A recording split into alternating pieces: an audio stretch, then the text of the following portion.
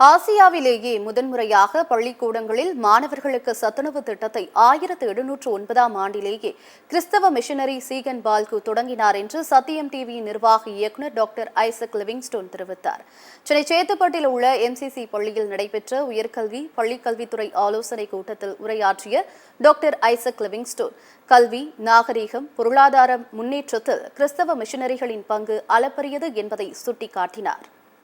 ஐரோப்பிய கண்டத்திலிருந்து கல்வியானது முதல் வெளியே வந்தது இந்திய தேசத்திற்கு, அதுவும் கோவா ஸ்டேட்டுக்கு முதல்ல வந்திருக்கு. எப்போ தெரியுமா?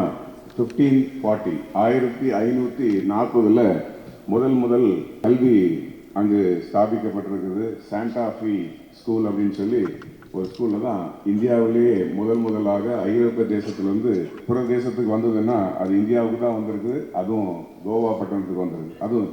அதுக்கப்புறம் சென்னையில் 1715 சென்னை மாநகரத்தில் சென்ட் ஜார்ஜஸ் பச்சைப்பா கல்லூரிக்கு ஆப்போசிட்ல இருக்கக்கூடிய சென்ட் ஜார்ஜஸ் 1715 வருடம் oldest school in Chennai, Tamil Nadu, India. அப்படி ஒரு சிறப்பு பெற்ற ஒரு இடத்துல நாம் இன்னைக்கு ஒரு கூடுகை நடத்திக்கிட்டு இருக்கிறோம்.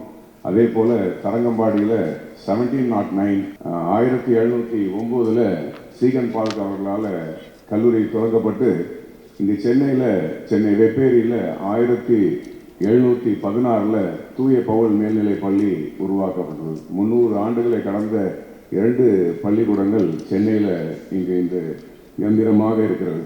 நிறைய பேருக்கு ஒரு சந்தேகம் வந்து, சத்துணவு திட்டத்தை உருவாக்குறது காமராஜரா எம்ஜிஆரா அப்படின்னு சொல்லி போட்டி போட்டுட்டு இருப்பாங்க. ஆனால் 1709 சத்துணவு திட்டத்தை ஆசியாவிலே முதலாக உருவாக்குனது சீகன் பால் தரங்கம்பாடியில். அதுதான் ஜனங்களை பிள்ளைகளை படிக்க வைக்கிற ஒரு ஆர்வம், எப்படிலாம் பிள்ளைகளை கொண்டு படிக்க வைக்க முடியும்னு சொல்லி அவங்க அன்னைக்கு உட்கார்ந்து யோசிச்சதுனால 1709 ஆசியா கண்டத்திலேயே முதலாக சத்துணவு திட்டம் தமிழ்நாட்டில் தான் தரங்கம்பாடியில் உருவாக்கப்பட்டது.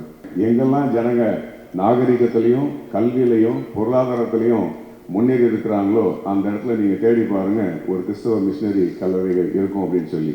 இன்னைக்கு அந்த வழித்தோன்றலில் வந்த நாம் இன்னைக்கும் இந்த சமுதாயத்துக்கு கல்வியும் மற்ற பிற வகையில் பல தொண்டுகளையும் செய்து கொண்டு வருகிறோம். அதனுடைய முத்தாய்ப்பாக முதல் கட்டமாக இன்றைக்கு ஆரம்பித்திருக்க இந்த ஒன் அகார்ட் உடைய இந்த கான்ஃபரன்ஸுக்கு வருகை தந்திருக்கிற உங்கள் எல்லாரையும் மீண்டும் ஒரு நன்றி கூறி வரவேற்கிறேன். நன்றி, வணக்கம்.